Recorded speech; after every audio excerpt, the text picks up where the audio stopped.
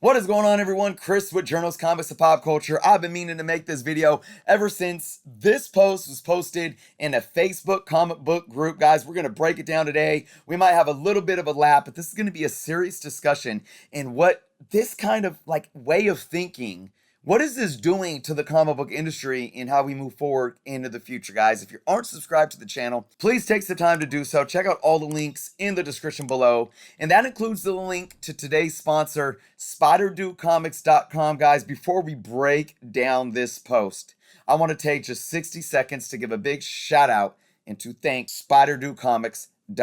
Today's video was sponsored by my good friends over at Spider Dude Comics. You can check out their links in the description below.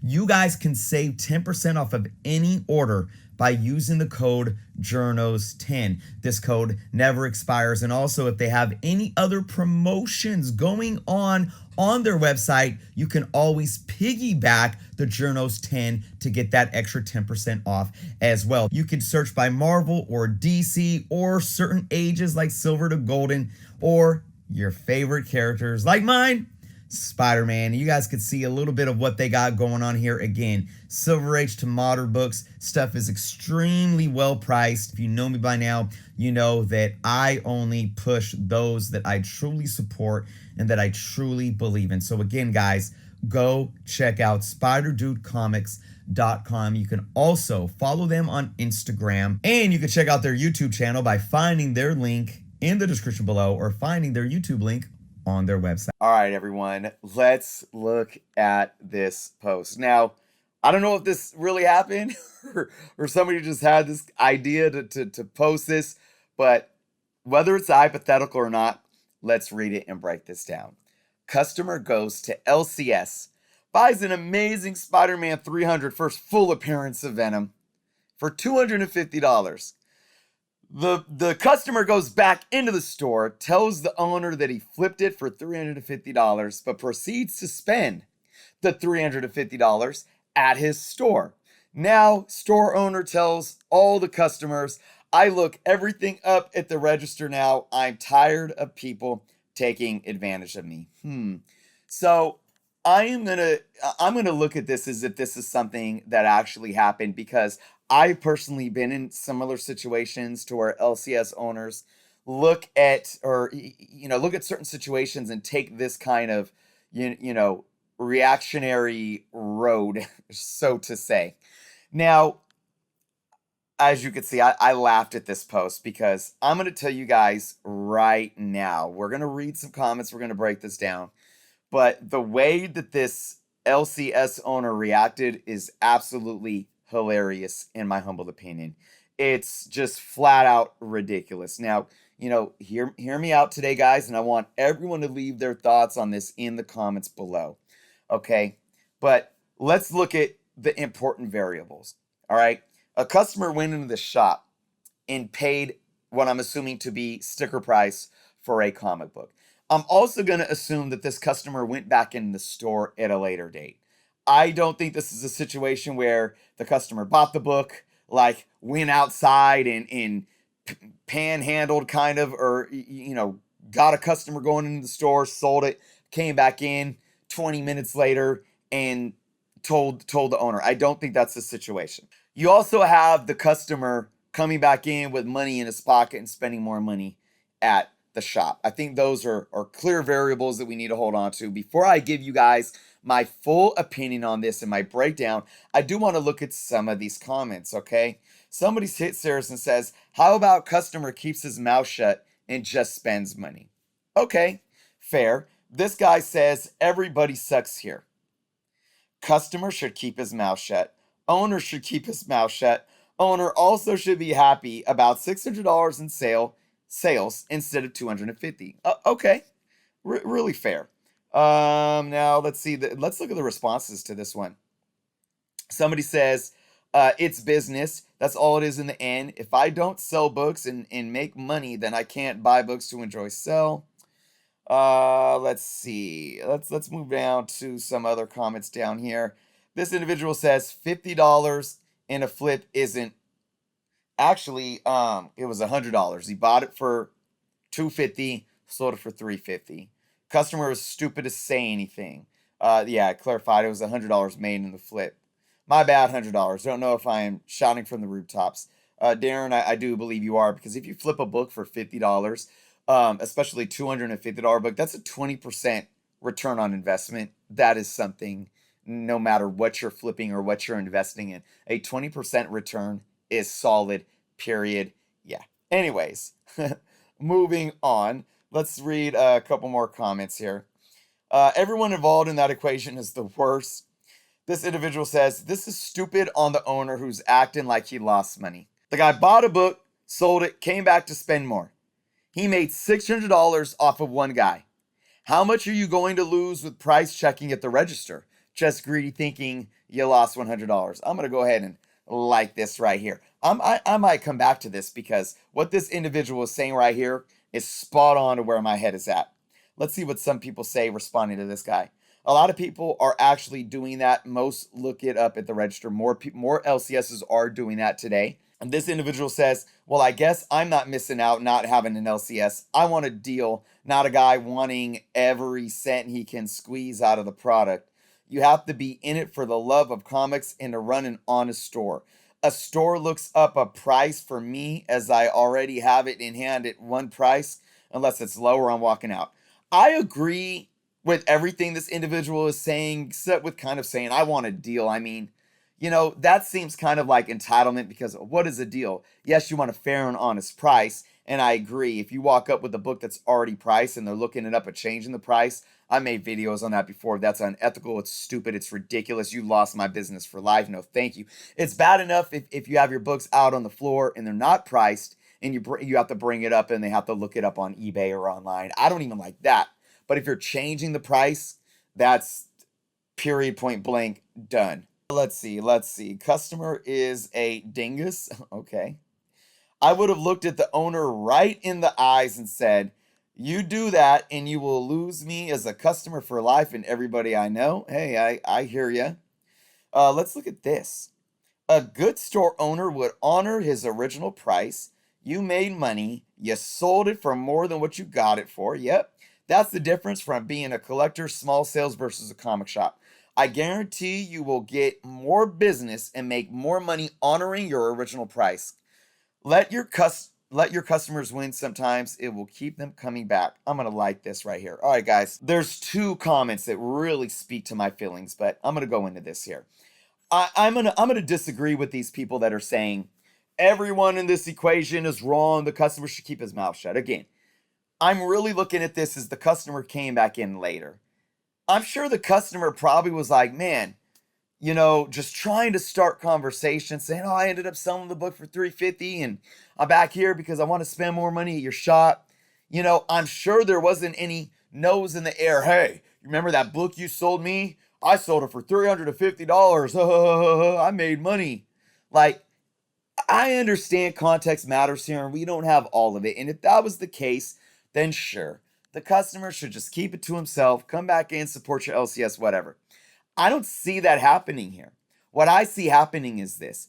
We exist, especially over the last few years, and especially for keys like this. This book has constantly been going up a lot. Of course, the market's been doing what it's been doing over the last year or so. Okay. I look at this as this customer coming back in maybe a month or so later, and the market changed. The market changed in as an LCS, like somebody said in the comments. For me, as somebody that sells comics, when I price my books, I price them to be able to make money off of them for when I sell them. If I think that a book is going to keep growing in value and I don't mind holding on to that book, I'm not going to price it or put it up for sale right yet. I'll hold on to that book. But if I sell it for what I'm asking right then in that moment, I am selling it at a profit. I am making profit off of it.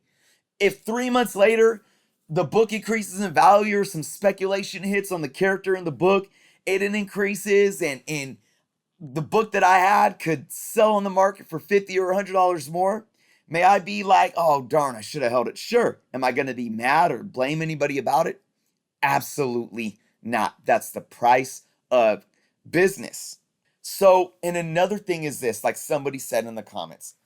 Not only do I believe that there was nothing disingenuous about what this customer did because he's going back to support his store, I absolutely agree 100% that the way that this LCS owner is acting and the basically the cause and effect of this being, well, now I'm going to look everything up on eBay.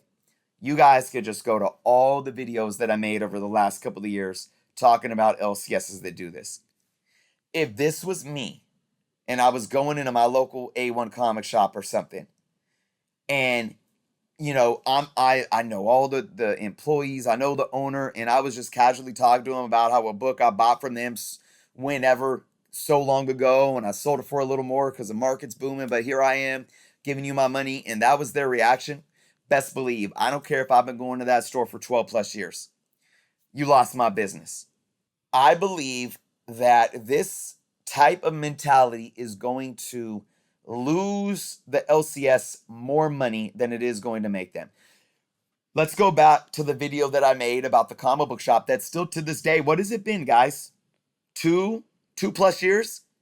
There was a local comic book shop that tried to squeeze me out of what, $3 for a Vision and Scarlet Witch miniseries book because it was like right before the Vision, WandaVision was coming out.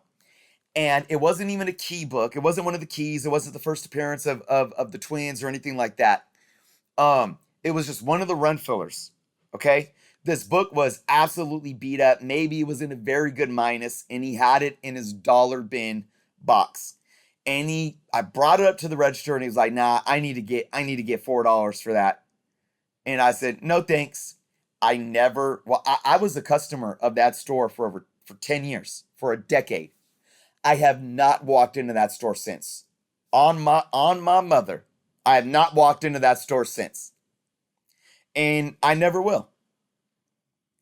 That individual lost hundreds and hundreds and hundreds of dollars from me as a customer because he wanted $3 more that day. And I think many collectors think like this. Now, we can even discuss my thoughts on the different marketplaces and how fair market value isn't an exact science to where, an online marketplace is going to drive a different value, especially for run filler books, so to say, than an LCS, et cetera, et cetera. I'm not going to get into that today because that's a whole other discussion. But it's not even about trying to find fair market value.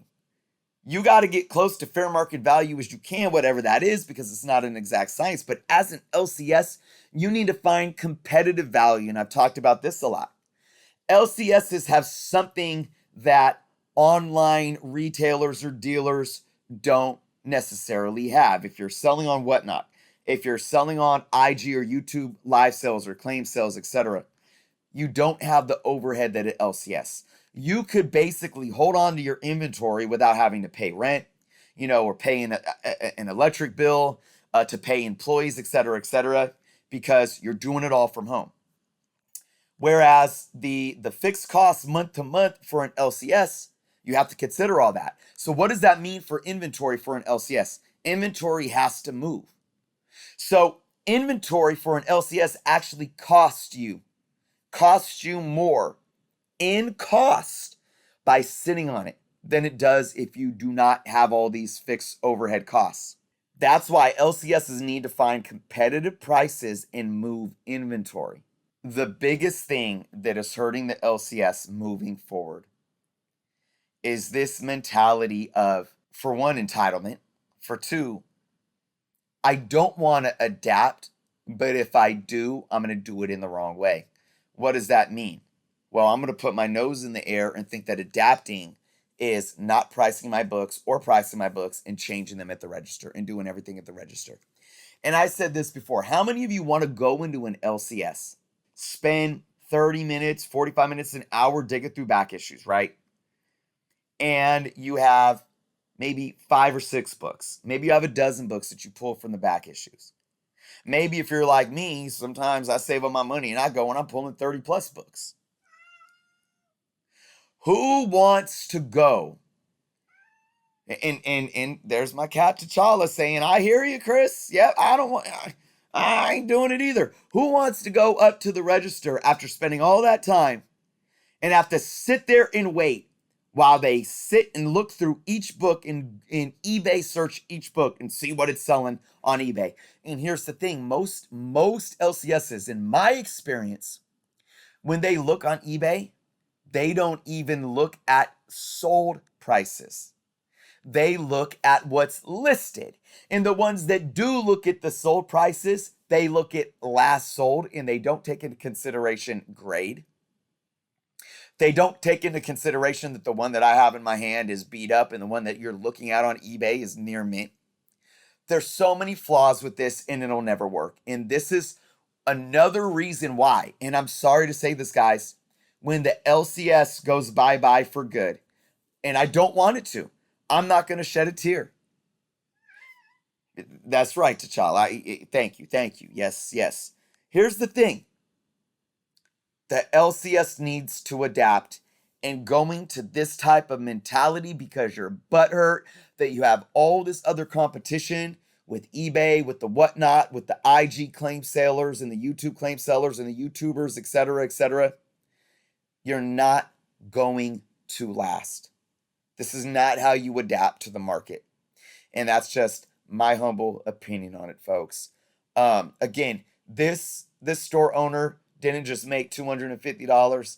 They made $600 off this one customer. And if that was me, that would be the last $600 that I ever spent at that store. So much to break down, guys. And I could keep talking about all these fine-tuned pinpoints of what correlates to these issues, but I'm going to leave it at that for today. I would really love to hear your guys' comments in the, thoughts in the comments below. So please drop a line. If you're not subscribed yet, please do so. Click the like button, click the notification bell, help get these algorithms up so I can keep making this content for you guys. Thank you all for watching. Be well, and until next time.